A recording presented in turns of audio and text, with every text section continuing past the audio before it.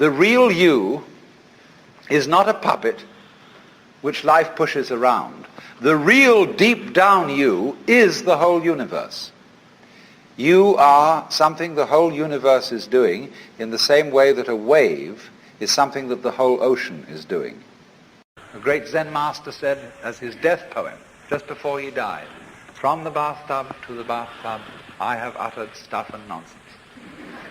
The bathtub in which the baby is washed at birth, the bathtub in which the corpse is washed before burial, all this time I have said many nonsenses. Like the birds in the trees go, twee, twee, twee, twee, twee, what's it all about? Everybody tries to say, oh, yes, it's a mating call. It's purposeful, trying to get their mate, attract them with a song. That's why they have colors. Butterflies have eyes on them. Self-protection. Engineering view of the universe. Why do that? They say, well, it's because they need to survive. Oh, why survive? What's that for? Well, to survive. See, human beings are really a lot of tubes.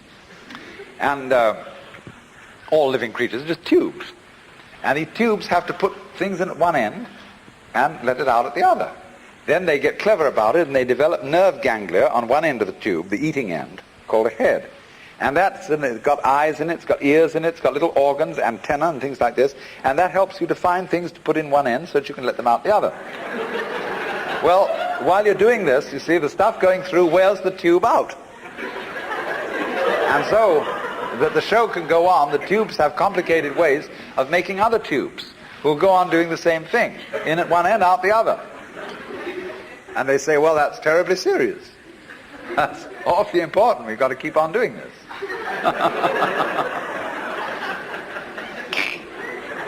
But when Chinese say nature is purposeless, this is a compliment.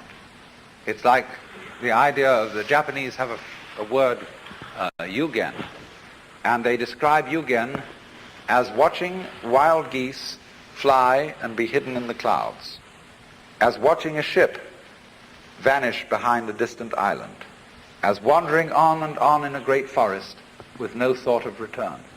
Haven't you done this? Haven't you gone on a walk with no particular purpose in mind? Carry a stick with you and you occasionally hit at old stumps and wander along and sometimes twiddle your thumbs. It's at that moment that you are a perfectly rational human being. You've learned purposelessness. All music is purposeless. Is music getting somewhere? If it were, if the aim of music of a symphony were to get to the final bar, the best conductor would be the one who got there fastest. See, dancing, when you dance, do you aim to arrive at a particular place on the floor? Is that the idea of dancing? No? The aim of dancing is to dance, is the present. Well, it's exactly the same with our life. We think life has a purpose. I remember the preachers used to say, when I was a small boy, I'd always hear it, we must follow God's purpose. His purpose for you and his purpose for me. When I asked these cats what the purpose was, they never knew. They didn't know what it was. They had a hymn. God is working his purpose out as year succeeds to year. God is working his purpose out and the time is drawing near. The time when the earth shall be full of the glory of God as the waters cover the sea. What's the glory of God? Well, they weren't quite sure. I'll tell you what it is. In heaven, all those angels are gathered round the glory of God. That is to say, the which than which there is no witcher. Catholics call it the beatific vision, the Jews call it the Shekinah. And they're all those angels. And they're standing around it and they're saying, Alleluia, Alleluia, Alleluia, Alleluia. It means nothing. They're just having a ball. See, that's what happened in the beginning. When God created the universe, it was created like all stars, all planets, all galaxies. They're vaguely spherical. He created this and he said, have a ball. But before he said that, he said, you must draw the line somewhere. That was the real thing he said first. Before let there be light. That came later. First thing was you must draw the line somewhere. Otherwise nothing will happen. You've got to have the good guys, the bad guys. You've got to have this, you've got to have that. The black and white, light and darkness. Must draw the line somewhere. Now, here's the choice then. Are you going to trust it or not? If you do trust it, you may get let down. And this it is yourself, your own nature, and all nature around you.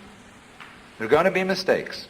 But if you don't trust it at all, you're going to strangle yourself.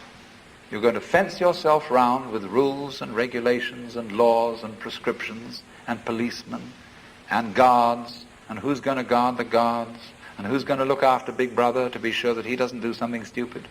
No go.